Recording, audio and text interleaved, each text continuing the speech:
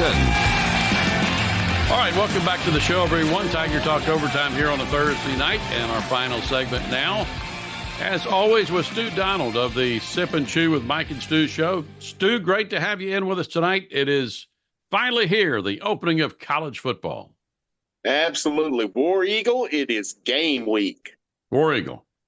Hey, tell me, I know you've got something special cooked up for not only the show this Sunday, but for Auburn tailgaters. Yeah, I do. I'm going to go with, since both teams are from Alabama, let's celebrate our heritage, but put a twist on it, going with the L.A. Fish Taco. L.A. standing, of course, for Lower Alabama. And what's great about this is you pretty much use your own recipes. Start with your tortilla, heat it up a little bit on each side on a hot skillet or put in the microwave for a few seconds. Then I want you to fill it with some cheese grits. Go with either sharp cheddar or pepper jack, then a piece of fried catfish, and top it with a little bit of collard greens. Then a drizzle of remoulade. Wow, that Make sounds yourself, good. Just a few to get through the game, 50 or 60 or so.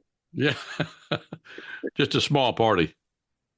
Yeah, and then you can have the part of what makes the taco so popular is how easy it is to get whatever the flavor combinations are into your mouth.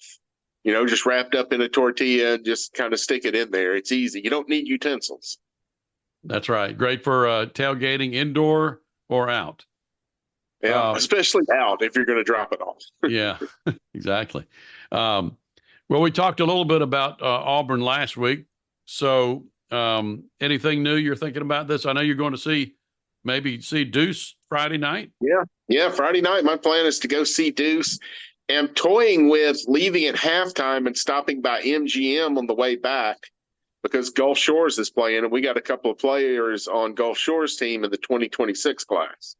All right, well, let's talk some college football. Auburn is a 48-point favorite or thereabouts, as we just talked a little bit, but there's some good games in the SEC this weekend, and I want to get your thoughts on them. First of all, Clemson and Georgia over in Athens.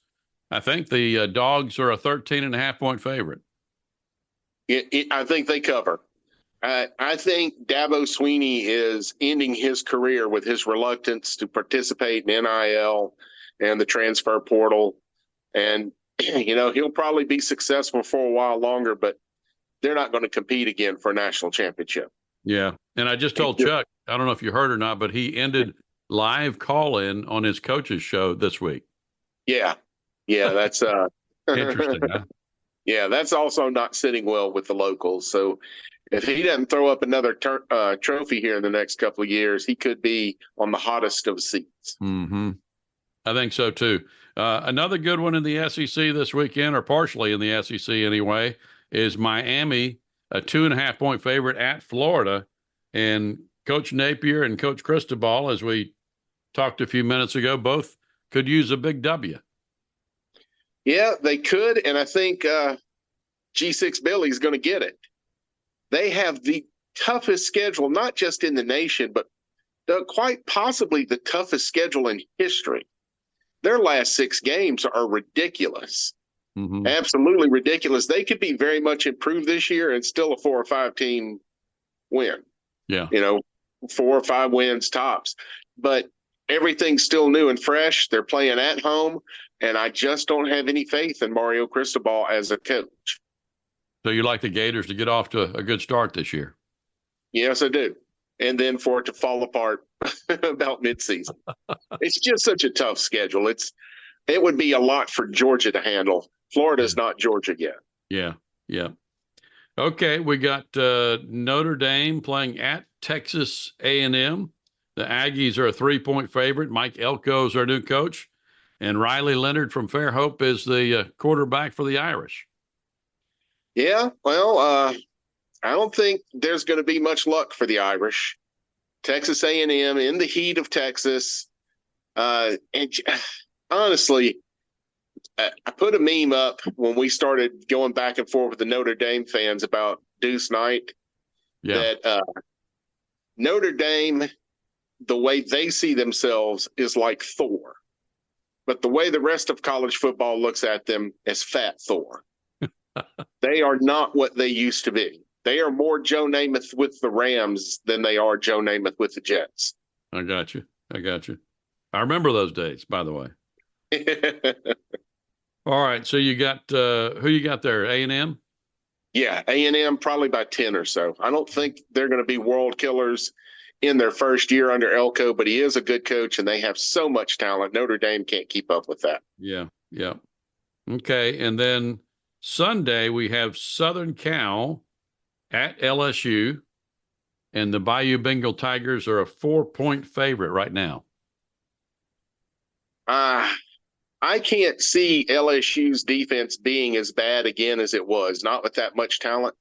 But I can absolutely see any Lincoln Riley team having a worse defense than the year before.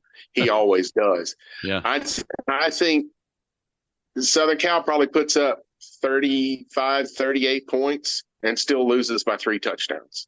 Wow. Yep. So you're thinking a high-scoring game there, obviously. Yeah. I'm trying to figure out who is the great value version of who. Is Lincoln Riley great value Lane Kiffin, or is Lane Kiffin great value Lincoln Riley? Because they're both great offensively, but defensively, they just have never gotten it done.